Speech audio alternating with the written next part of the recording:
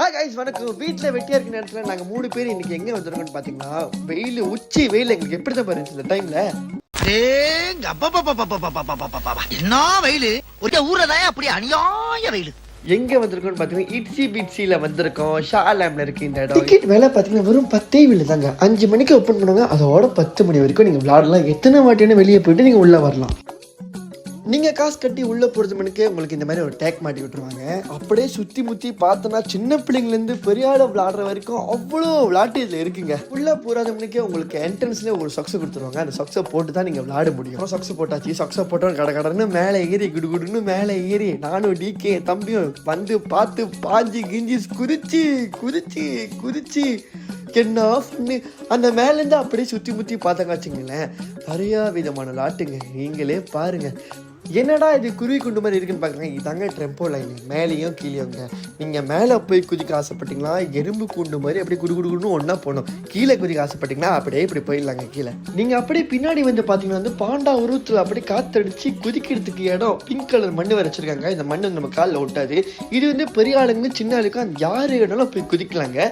நாங்கள் என்ன பண்ணுறோன்னு பாருங்கள். அதில் எங்களையே மருந்து வயசாக மருந்து சின்ன பிள்ளையாவே ஆகிட்டோம். நம்மள மாதிரி 90s கிட்லாம் சின்ன பிள்ளையில விளாட முடியாத ஆசைகள்லாம் இருக்கும். இதில் வந்து விளாண்டு ஆசையை தீர்த்துருங்க.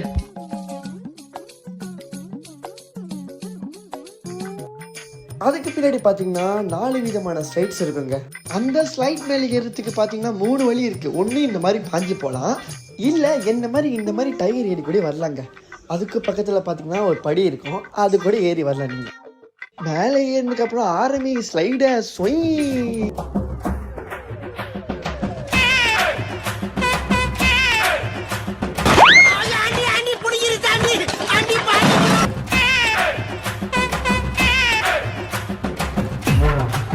நல்ல வேலைப்பா, யாரும் பார்க்கல. இந்த விளையாட்டு வந்து சின்ன பிள்ளைங்க வந்து பெரிய ஆள் வரைக்கும் விளையாடலாம். இதில் இது பார்த்தீங்கன்னா வந்து சின்ன பிள்ளைங்க மட்டும்தான் விளையாட முடியும். ஏன்னா அவங்களே பாருங்கள் ஒருத்தருக்கும் பேலன்ஸ் பண்ணிக்கிட்டு இருக்காங்க.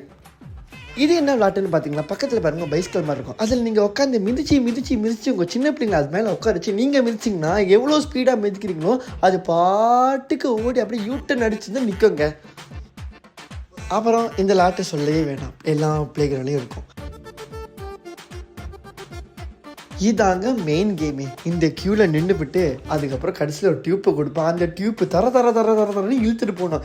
இழுத்துட்டு போயிட்டு மேலே நீங்கள் ஸ்டாப் பண்ணிங்கன்னா இந்த மாதிரி இருக்கும். உங்களை டியூப்பில் உட்காரிச்சு தள்ளி விடுவோம். இப்போ பாருங்கள்.